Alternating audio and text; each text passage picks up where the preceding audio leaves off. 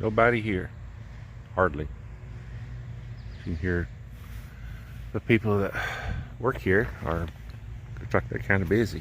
Sounds like they're busy anyway. Well, I got my house put up for the night. Hey, there's hardly anybody here.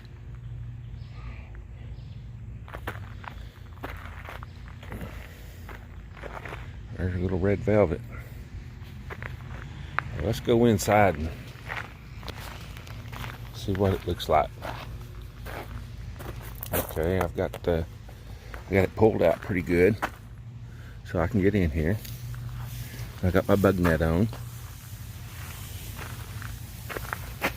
and so tonight I'll just relax in comfort. So that's it.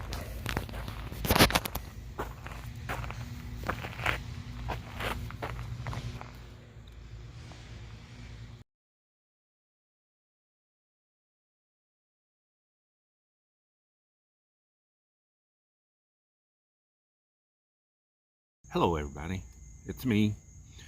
You've been asking through all the different pages and everything, where are you?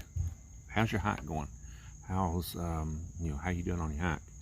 Well, here's the story. Mid-May I left Houston to go on my 8-month-long Appalachian Trail hike. I got a couple days, 3 days into it, and twisted my foot. I thought everything was going to be fine, but after walking about a mile or so on that foot, it began to hurt really bad. The pain then moved up my leg and around my knee.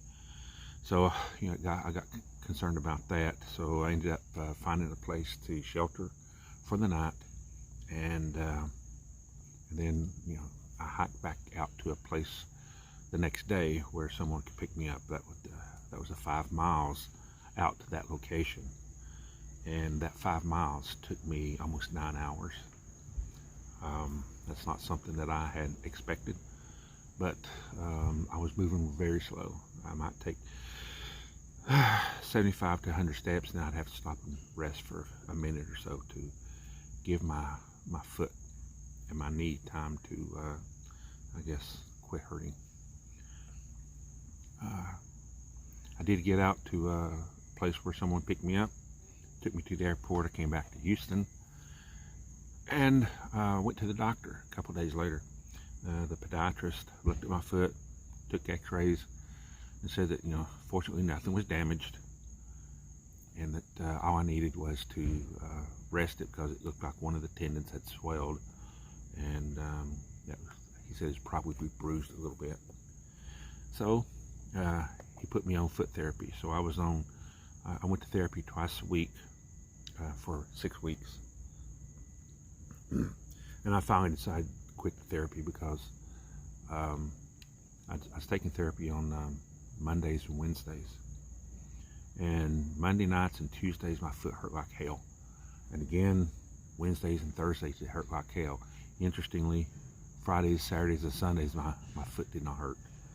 So I quit taking the damn therapy and just stayed off my foot, and my foot has quit hurting. Don't know if I was doing the wrong therapy or whether I was doing the therapy wrong. No telling which one. But anyway, I walked around the community for a few weeks. An opportunity came up for me to come to Cades Cove, which is where I grew up, and I love it here. So I'm here for 3 or 4 days. I'm going to take some day hikes, climb some mountains, come down the mountains, and see how my knee does. One thing I would say that looking back on everything, my pack was too heavy, and part of that weight was sleep system was wrong. I had synthetic under and over quilts, and I should have had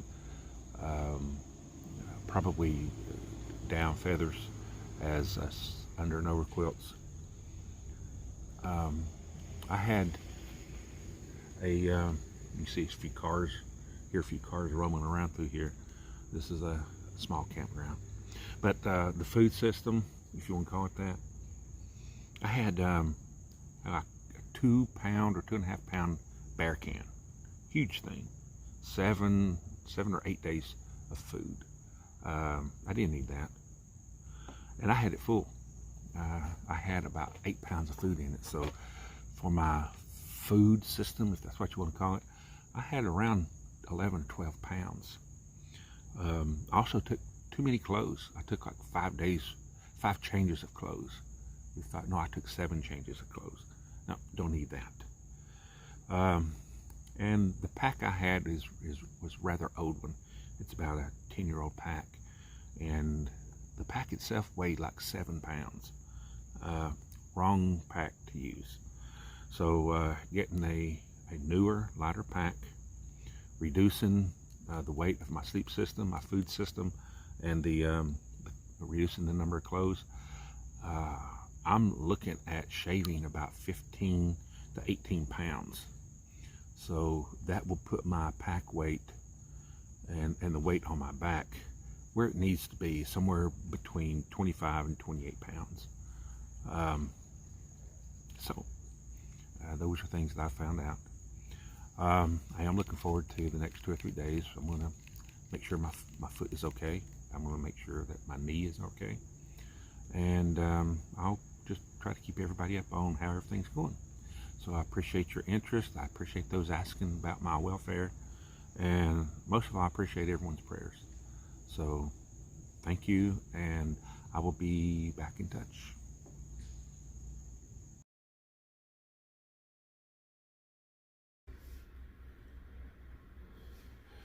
Okay, for the next couple of minutes, I hope that you enjoy some of the pictures that I took the following day. I love Cades Cove. I think it's a beautiful outdoor museum to show how some of the people in Appalachia lived in the early 20th century. Cades Cove became an outdoor museum in the 1930s, and those who lived in the area were allowed to continue living there, but they had to continue living in the way that they lived at that particular time. A lot of people did move out, and some of the places that are there are still maintained the way they were in the 1930s when the Great Smoky Mountains became a national park. So hope you enjoy the pictures, and if you choose, click on the little subscribe button in the bottom right, and every time I upload, you'll get a small notification. I appreciate your interest, and I appreciate your concern, and I thank you.